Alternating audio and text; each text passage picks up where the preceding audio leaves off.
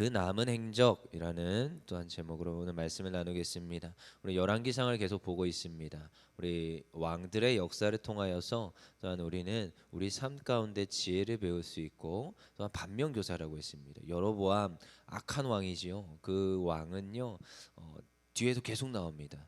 다른 악한 왕들을 어떻게 평가하느냐? 그 왕이 악하더라 이렇게 평가하는 게 아니라 그 왕들이 여로보암의 길로 행하다가 죽었더라 이렇게 평가합니다. 그러니까 이 여로보암이라는 인물이 대대손손 계속 나와요.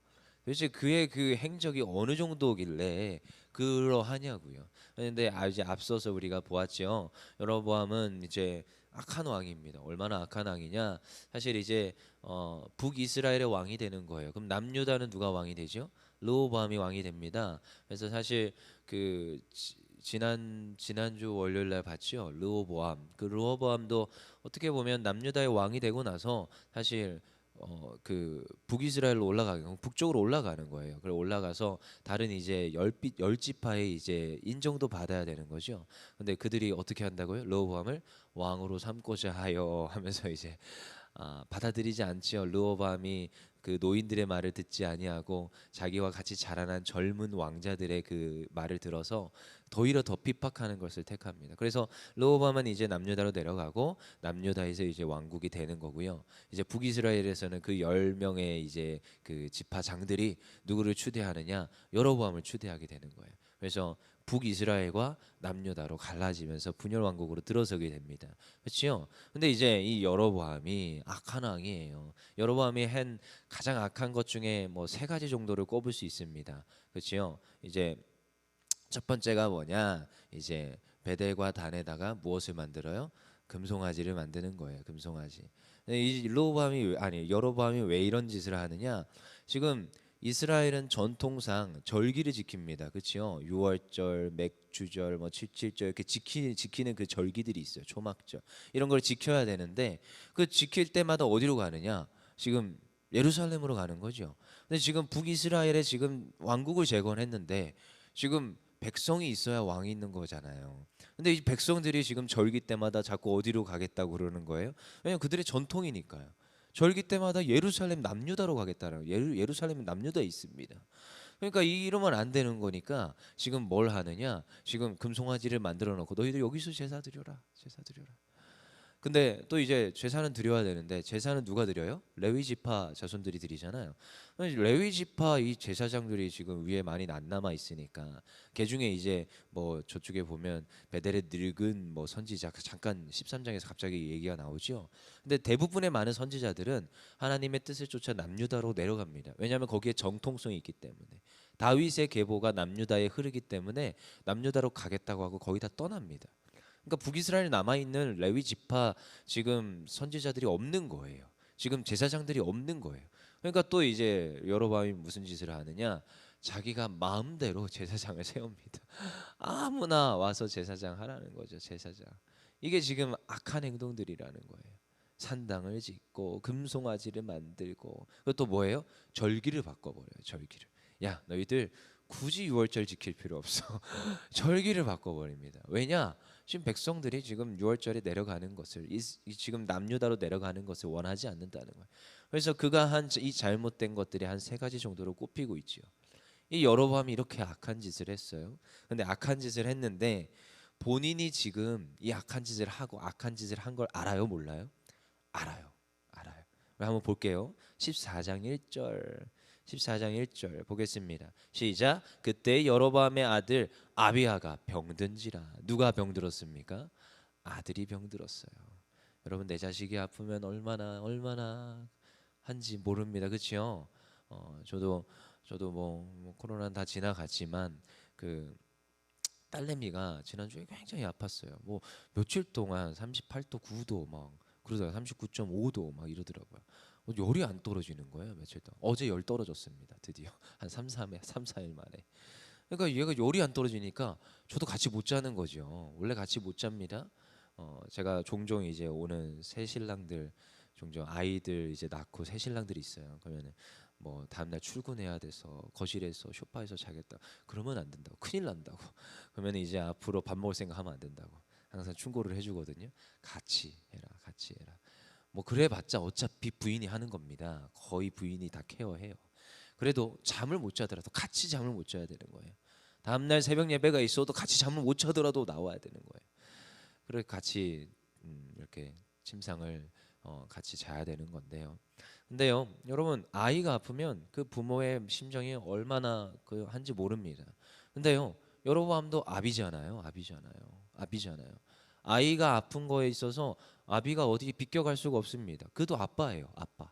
그러니까 2절에 뭐라고 하느냐? 이제 2절에서 그 여로보암 지 스스로가 잘못한 걸 안다는 걸 파악할 수가 있어요. 2절 다시 읽어볼게요. 시작. 여로보암이 자기 아내에게 이르되 청하건대 일어나 변장하여 사람들이 그대가 여로보암의 아내임을 알지 못하게 하고 실로로 가라. 거기 선지자 아이야가 있나니 이는 이전에 내가 이 백성의 왕이 될 것을 내게 말한 사람이니라. 웃기죠. 얼마나 웃긴지 몰라요. 지금 자기가 세운 제사장이나 지금 금송아지는 능력이 없음을 압니다.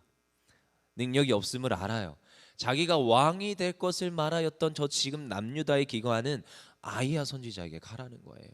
왜요? 자기 아들이 죽게 생겼으니까. 누구한테 가라고요? 진짜 선지자한테 가라는 거예요. 진짜 선지자. 그럼 뭐 무슨 말이에요? 이게 자기가 세운 것이 가짜라는 걸 본인은 안다는 거예요. 여러분 그거 아시지요?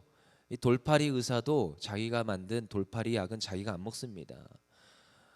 원래 그런 거예요. 그러니까 이 여로보암이 알아요. 그리고 3절에 뭐까지 해요? 뭘 들려보냅니다. 3절에 그대의 손에 떡 10개와 과자와 꿀 한 병을 가지고 그에게로 가라. 지금 가서 지금 자기 아들 안 죽게 해달라고 청탁을 하든 말씀을 들어오든 하라는 거예요. 그리고 그때에게 이 아이가 어떻게 될지를 뭐 지금 뭐 죽고 사는 문제가 아니라 살려달라고 지금 바리바리 싸들고 내려가게 하는 겁니다. 그 대신 여로보암의 아내인 건 알게 하라? 모르게 하라. 왜요? 창피하잖아요. 자기가 지금 금송아지 만들어 놓고 제사장 만들어 놨는데 이거 보면 얼마나 웃긴지 모릅니다. 여로보암이 알아요. 본인 스스로 자기가 잘못하는 걸 너무나도 잘 압니다. 왜요? 이거는 자기가 지금 세운 금송아지가 참신이 아니라는 걸 스스로 인정하는 행위입니다. 그리고 자기는 지금 누구를 생각하는 거예요? 자기가 왕이 될 것이란 말하였던 아이야 선지자를 생각하고 그가 지금 어떻게 말을 해주기를 원하고 이 지금 아이의 병을 고쳐주기를 원하는 그 마음에서 지금 아내를 보내는 거예요. 얼마나 웃긴지 모릅니다. 하나님이 그것을 알아요?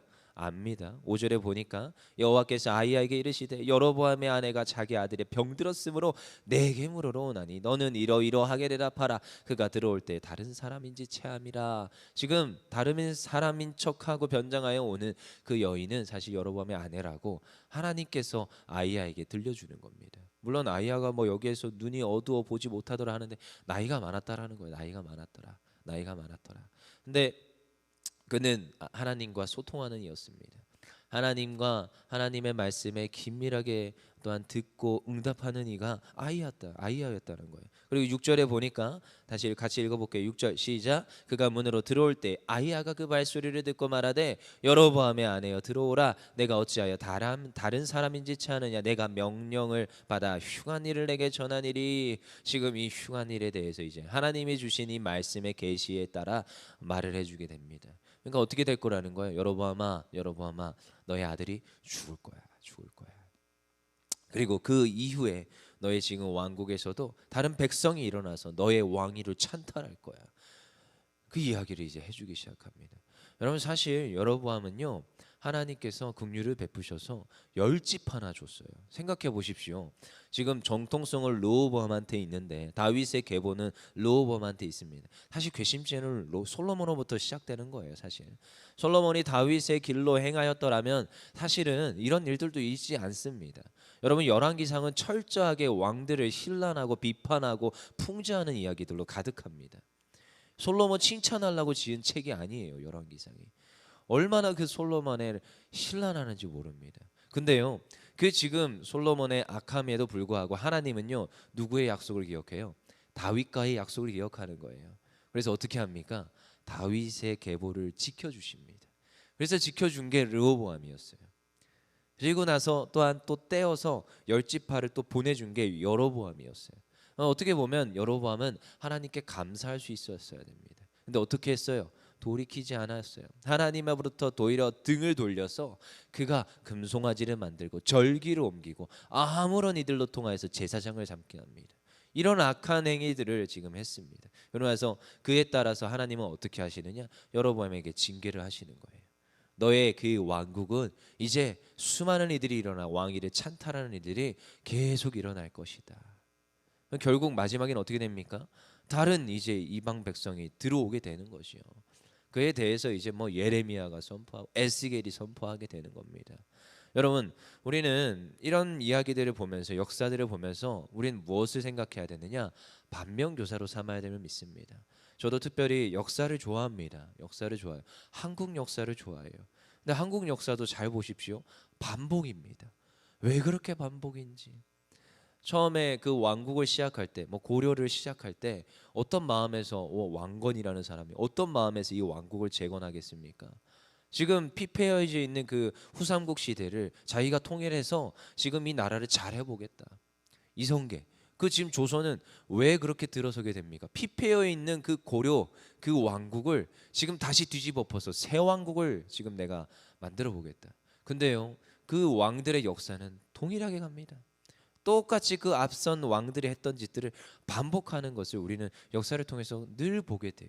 왕권이 강화가 됩니까? 왕권 강화되면 뭐 합니까? 나중에 또 그 자녀들이 그 왕권을 또 찢어먹고 또한 그 자기가 가진 그 왕권으로 인하여서 수많은 백성을 피폐하게 하는데, 그런 이야기들이요 성경 역사에서도 늘 동일하게 등장합니다. 그래서 우리는 이런 것을 통하여서 반면교사로 삼아요. 그래서 왕에게 소망이 있습니까? 아니요. 그래서 우리는 이 구약에 있는 왕들의 역사를 통하여 진정한 왕을 기다리는 거예요. 인간이 세우는 왕이 아니라 하나님이 세우실, 하나님이 약속하신 진정한 왕을 소망하는 겁니다. 그리고 여로보암은 하나님 앞에서 정말로 냉철하게 평가를 당하게 되는 거예요.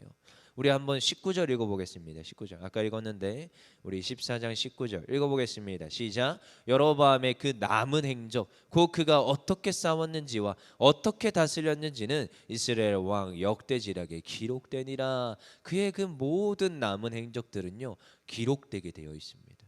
여러분, 그의 기록은요, 그의 지금 평가는요, 뭐 후대에 계속 평가되지만 그 나쁜 왕들, 지금 잘못된 왕들, 우상을 섬기고 패역하게 행하였던 왕들은요 꽃꼬리말처럼 따라옵니다. 그가 여로보암의 길로 행하더라.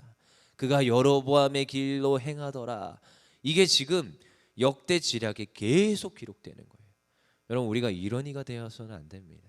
반면교사를 했습니다. 우리는 어떤 길로 행해야 됩니까? 뭐 여기 르호보암도 사실 본받을 거 별로 없어요. 솔로몬도요 사실 아니에요. 누구의 길이요? 다윗의 길. 물론 다윗도요 말년에 악한 짓을 하지요.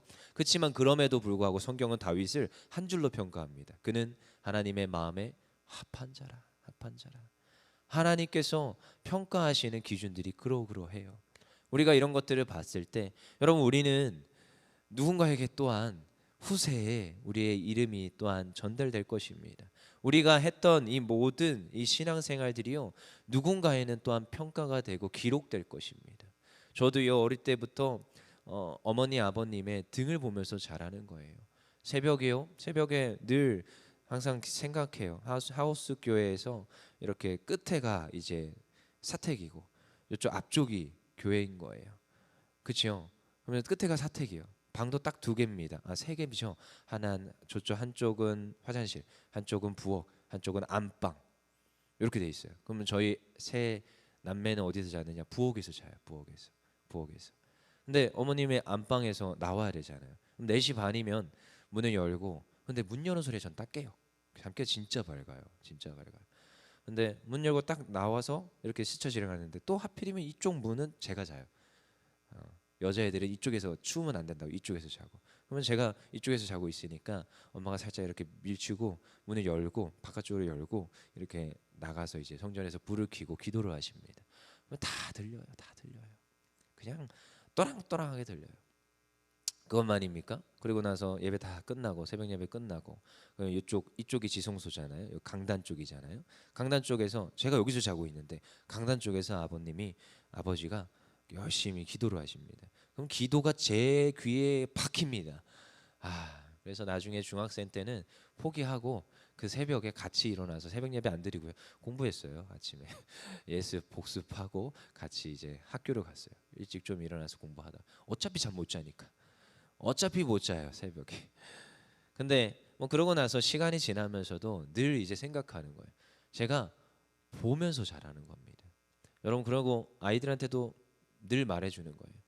그리고 선생님들한테도 늘 말해주는 거예요. 아이들에게는 너희는 본을 받아라. 누구를? 집사님, 권사님, 또한 사모님, 장로님, 목사님, 본을 받아라. 그리고 또한 뭐 집사님, 권사님이나 성도님들에게 본을 보이세요. 본을 보이세요. 여러분, 말로 되겠습니까? 말로는 듣지 않습니다. 이 세대가 악하여서 생각이 가득 차고 자기 주장들이 강해요. 근데요, 그들은요, 봐요. 보고 있어요. 여러분, 그리고 그들의 마음속에 기록이 되고 있습니다. 안 본다고요? 안 기록한다고요? 아니요, 기록하고 있어요. 오늘 여로보암의 그 남은 행적들은요, 그 후세에 기록되는 거예요. 우리들은요, 반면교사를 했습니다. 우리가 나쁜 것들을 물려주는 게 아니에요. 그가 누구의 길로 행하더라 했을 때, 하나님, 오늘도 내가 이 새벽 제단을 지키며, 하나님, 내가 하나님 앞에서 하나님 앞에 내가 이 신앙을 지킨 것 같이, 하나님, 나의 후손들도, 나의 자녀들도, 하나님, 내 주변에 있는 수많은 순원들과 하나님, 이 같은 신앙생활하는 성도들도, 하나님, 우리가 정말로 그 남은 행적이 하나님 앞에 거룩하기 원합니다. 다윗의 길을 행하였던 자, 하나님, 정말로 하나님의 말씀대로 행하였던 자, 그렇게 또한 기록되며 후세에 물려주기를 원합니다. 그러한 소망들이 있기를 원합니다. 우리가 여로보암의 길로 가지 맙시다. 다윗의 길로 행하며 오늘도 하나님 원하시는 길로 행하여서 교회를 살리고 우리의 또한 수많은 영혼을 살리는 그런 하나님의 귀한 일꾼들 되기를 소망합니다. 이 시간 기도하겠습니다.